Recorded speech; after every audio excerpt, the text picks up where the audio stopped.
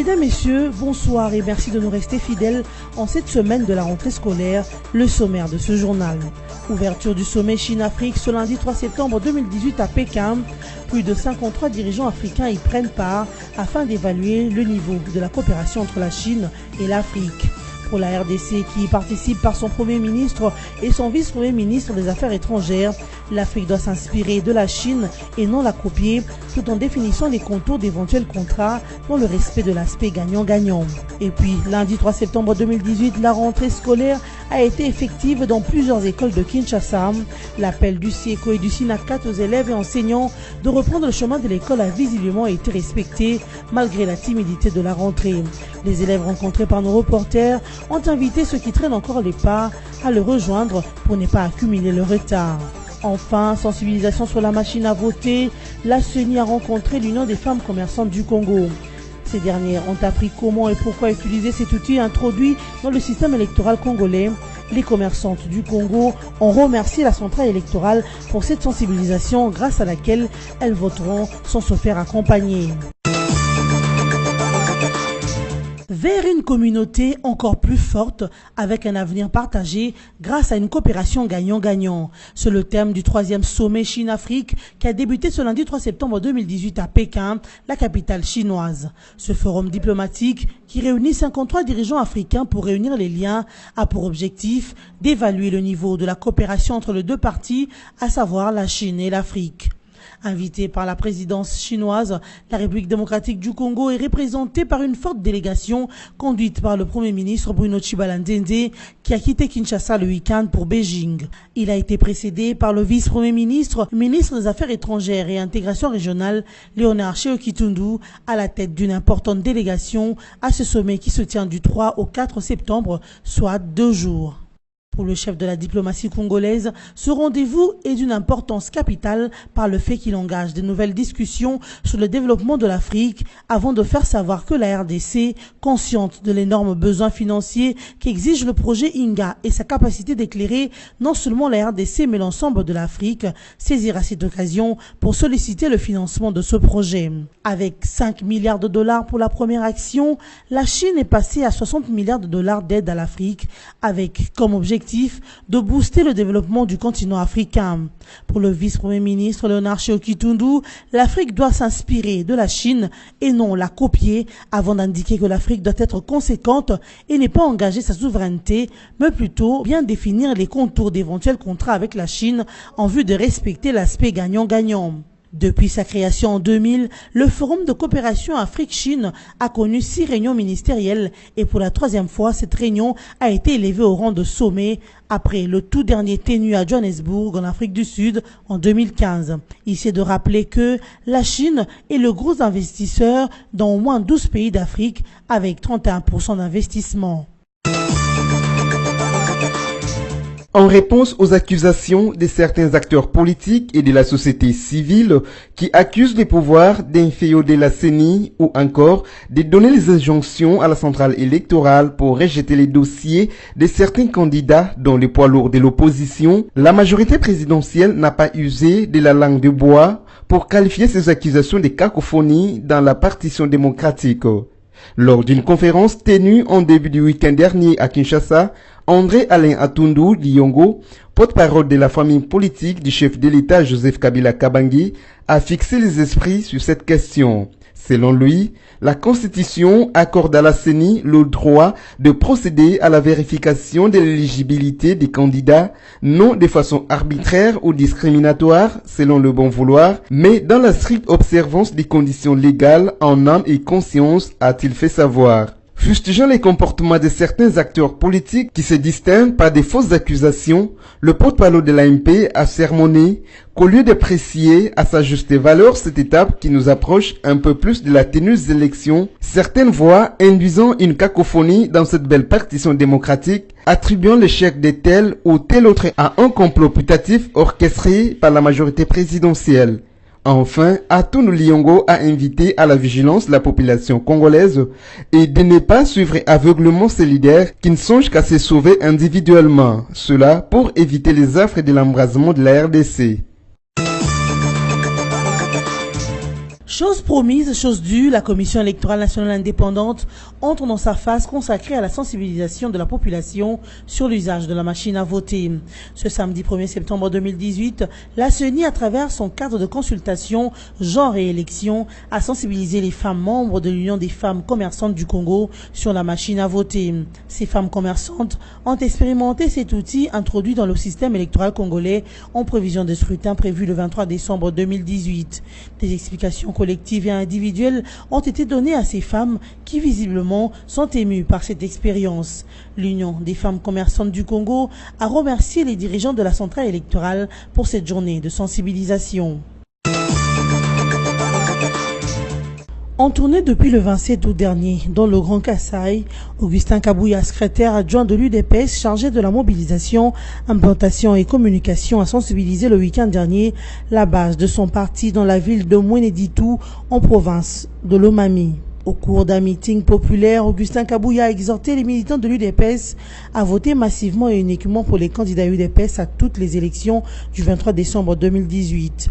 Ce n'est que de cette façon que l'UDPS arrivera à relever le défi du seuil imposé par le code électoral afin d'offrir aux candidats de notre parti à la présidentielle une majorité parlementaire, a-t-il insisté. S'agissant de la surveillance électorale en préparation au sein de l'UDPS, Augustin Kabouya a appelé à une sélection judicieuse des témoins électoraux et à l'implication effective des présidents cellulaires, tout comme à Mweneditu, à Mbujimaï, Kumba, Ngandajika, Luputa et Chilenge où il est passé. Le numéro 3 de l'UDPS a appelé à l'unité au sein de leur famille politique. Le Front commun pour le Congo FCC appelle le jeune Congolais à rester vigilant et à préserver la paix dans la capitale et sur toute l'étendue du territoire national pour la période des élections de ce 23 décembre 2018. Le FCC a fait cette interpellation lors d'une manifestation organisée au stade Vélodrome de Kinshasa le 1er septembre 2018. Ce dernier invite cependant toute la jeunesse à se mobiliser pour que les élections se déroulent comme prévu au calendrier de la Commission électorale nationale indépendante CENI. Sur ces, Félix Kabange Numbi demande aux semeurs de troubles de savoir que le peuple congolais ne les laissera pas troubler l'ordre public à Kinshasa ou dans d'autres provinces du pays. Pendant que Félix Kabange appelle les jeunes Congolais à la tempérance à Kinshasa, à Gemena, les accrochages entre partisans du FCC et du MLC auraient fait 7 blessés. Le vice-premier ministre et ministre de Transport José Makila a indiqué que les accrochages ont opposé le samedi 1er septembre les deux groupes des militants, ceux lors de son meeting à Gemena. José Makila accuse cependant les militants de Jean-Pierre Bemba d'être à la base de ces incidents et demande que la justice soit rendue. Par ailleurs, le ministre de Transport a rappelé qu'en démocratie, chacun est libre de s'exprimer et d'adhérer au parti de son choix. Suite à ces incidents, José Makila souligne que la province du Sud-Ouangui appartient à tout le monde. La justice va faire son travail afin de mettre fin à la barbarie qui se vit dans cette province. Les mouvements de libération du Congo invitent la Cour constitutionnelle à faire preuve d'indépendance dans l'examen du dossier de la candidature de Jean-Pierre Bemba. C'est lors d'une conférence de presse tenue le 1er septembre à Kinshasa que la secrétaire générale de ces partis a lancé cet appel. Eve Bazaïba a aussi invité les MLC à protéger les fondements du système pénal de la RDC qui fonctionne sur base de la légalité et des strictes interprétations. Elle appelle également la communauté internationale à accompagner la RDC vers des élections libres, transparentes et apaisées, gage de paix et de stabilité dans la région. Le ministère public a demandé dans son réquisition à la Cour constitutionnelle qui statuait vendredi 31 août sur les contentieux de candidature à l'élection présidentielle de déclarer irrécevable la requête de Jean-Pierre Bemba. La CENI et le ministère public qualifient la condamnation des subornations des témoins de Bemba d'irrévocable et de corruption, les rendant ainsi inéligibles. L'année scolaire 2018-2019 a démarré ce lundi 3 septembre 2018 comme prévu dans les calendriers scolaires congolais. Le Conseil national de syndicats des enseignants du Congo, SIECO en sigle, et les syndicats nationaux des enseignants des écoles catholiques Synecats, qui reconnaissent que le professionnel de la CRE ont beaucoup de revendications, ont demandé ce week-end aux enseignants de reprendre le chemin de l'école de ce lundi et d'attendre le traitement de leurs préoccupations. Ces syndicats ont également formulé une demande à l'endroit de parents, celle d'envoyer leur progéniture à l'école ce lundi. Ces mots d'ordre a été respecté, bien qu'en faible pourcentage. Nos reporters ont effectué une descente dans les milieux scolaires pour se rendre compte de l'effectivité de la reprise de classe. Résultat, bien que timide, la rentrée scolaire a été effective. Au collège Désir, ex-Anouarit par exemple, les cours ont débuté de la maternelle à la dernière classe d'humanité. Qu'ils viennent à l'école pour étudier parce que l'école a recommencé. Un finaliste ne peut pas rester à la maison assis pendant qu'il y a le cours qui commence. Et de la première heure à la 4e heure, comme nous sommes là, nous avons étudié. Le cours ont réellement démarré. Les retardateurs ne s'en prendront qu'à eux-mêmes, a souligné cet enseignant surpris en train de dispenser sa matière. On ne peut pas reprendre pour ces élèves-là qui ne viennent pas, sinon c'est une façon d'encourager les mâles. Ils vont continuer à rester à la maison, sachant qu'on va nous récupérer.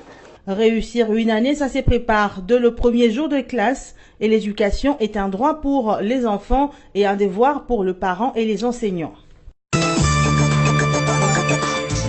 Près d'un mois déjà depuis la confirmation du premier cas positif de la maladie à virus Ebola dans la zone de santé de Mabalako en territoire de Béni dans la province du Nord Kivu. Le ministre de la Santé a rendu public le samedi 1er septembre 2018 les derniers chiffres sur la situation épidémiologique de cette 10e épidémie qui sévit au Nord Kivu. Les femmes sont les plus affectées par cette maladie, particulièrement celles dont l'âge varie entre 25 et 34 ans. Chez les hommes, ce sont ceux de 35 à 44 ans qui sont le plus touchés par Ebola.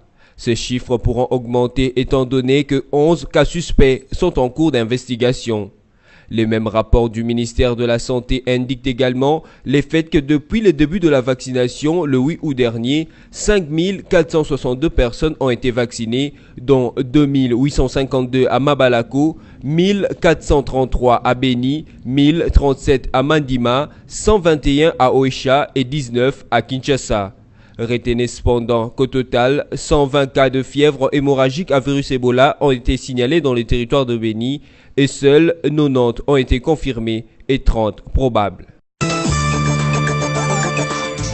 Des personnes ont été tuées et une autre blessée lors des attaques des hommes armés non identifiés le vendredi 31 août et le samedi 1er septembre 2018 à Bukavu au sud Kivu. Plusieurs maisons dans cette partie du territoire congolais ont été cambriolées et de biens de valeur ont été emportés. La population de la commune d'Ibanda au quartier Nderere sur l'avenue Isekov a passé une nuit agitée après de tirs entre un groupe de bandits armés et la police venue à la rescousse de familles menacées pendant environ 15 minutes. Dans la même commune, 2 jours auparavant, le corps d'un activiste et candidat aux élections prochaines a été retrouvé sans vie. Du reste, ces hommes armés en tenue militaire n'ont pas réussi à réaliser leur forfait à la suite de l'intervention de la police. Ils ont fui après des échanges de tirs. Place à présent au rappel de principaux titres de ce journal. Ouverture du sommet Chine-Afrique ce lundi 3 septembre 2018 à Pékin. Plus de 53 dirigeants africains y prennent part afin d'évaluer le niveau de la coopération entre la Chine et l'Afrique. Pour la RDC qui y participe par son Premier ministre et son vice-premier ministre des Affaires étrangères, l'Afrique doit s'inspirer de la Chine et non la copier, tout en définissant les contours d'éventuels contrats dans le respect de l'aspect gagnant-gagnant. Et puis, lundi 3 septembre 2018, la rentrée scolaire a été effective dans plusieurs écoles de Kinshasa. L'appel du SIECO et du SYNACAT aux élèves et enseignants de reprendre le chemin de l'école a visiblement été respecté malgré la timidité de la rentrée. Les élèves rencontrés par nos reporters ont invité ceux qui traînent encore les pas à le rejoindre pour ne pas accumuler le retard. Enfin, sensibilisation sur la machine à voter, la CENI a rencontré l'Union des femmes commerçantes du Congo. Ces dernières ont appris comment et pourquoi utiliser cet outil introduit dans le système électoral congolais. Les commerçantes du Congo ont remercié la centrale électorale pour cette sensibilisation grâce à laquelle elles voteront sans se faire accompagner. Ainsi se termine cette édition d'information. Merci de votre fidélité.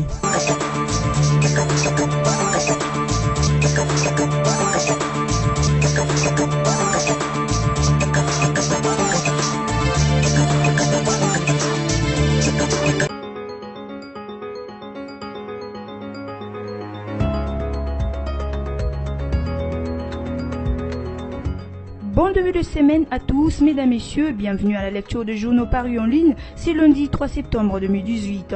Introduisons cette revue de presse avec le site internet Congo Virtuel qui note à grand titre « Corruption et subornation, c'est que dit la CPI ».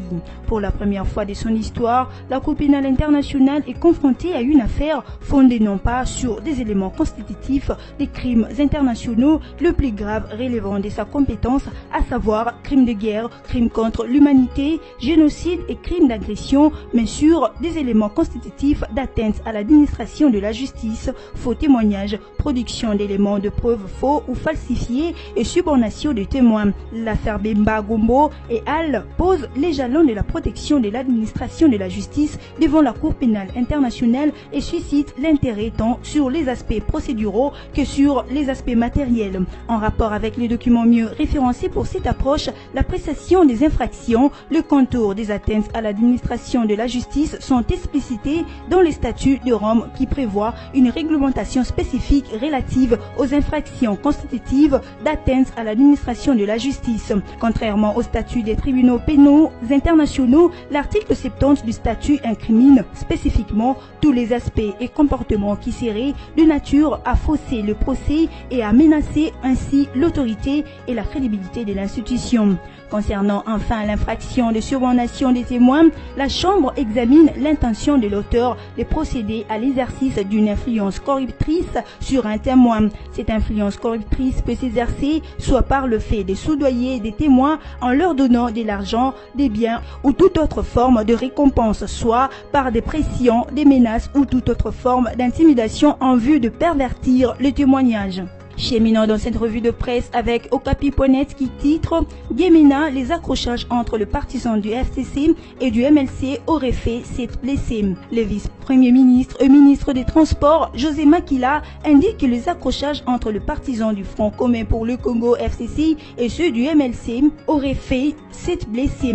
Le ministre accuse le militant du parti de Jean-Pierre Bemba d'être à la base de ces incidents et demande que justice soit rendue. Le samedi 1er septembre à Gemena, le partisan de Jean-Pierre Bemba ont perturbé le meeting de José Makila qui s'est tenu à l'aéroport de Gemena. Ces derniers accusent le ministre des Transports d'avoir ordonné le débarquement de la délégation du MLC du vol régulier des Congo Airways qui devrait quitter Kinshasa pour Gemena. José Makila condamne cet acte et fait savoir que les militants du FCC ont été attaqués sur la voie publique en présence des agents de l'ordre. Il demande que justice soit faite et demande également que chacun s'exprime selon son gré et adhérer au parti auquel il veut adhérer. Bouclons cette revue de presse avec Forum des As qui écrit « Alors que la polémique enfle de plus belle, diplôme de Fachi, un faux problème rétorque-t-on à l'UDPS. La polémique sur le diplôme de Félix Tshisekedi Tshilombo, candidat à l'élection présidentielle du 23 décembre prochain, n'a ni cesse ni fin dans les rues de Kinshasa, y compris au sein des états-majors politiques. Pas plus tard que le week-end dernier, le même sujet a fait du buzz sur les réseaux sociaux. Les débats ne pas d'être pro ou contre le pouvoir. Pour des observateurs, l'Union pour la démocratie et le progrès social en tant que parti de gouvernement a plus à gagner en fixant l'opinion une fois pour toutes sur cette affaire qui déchaîne autant de passion. Par contre, au sein de l'UDPS, la polémique autour du diplôme de Félix Antoine Tshilombo Tshisekedi est aperçue comme une matière classée. L'un des responsables du parti a même déclaré que c'est un faux problème, c'est de la provocation. Toutefois, il existe bel et bien un document qui atteste que Fachi a un diplôme et qu'une copie de ses parchemins a été glissée en bonne et due forme dans son dossier à la CENI. Cette revue de presse est achevée. Merci à vous de l'avoir suivi et bonne suite de programmes sur nos antennes.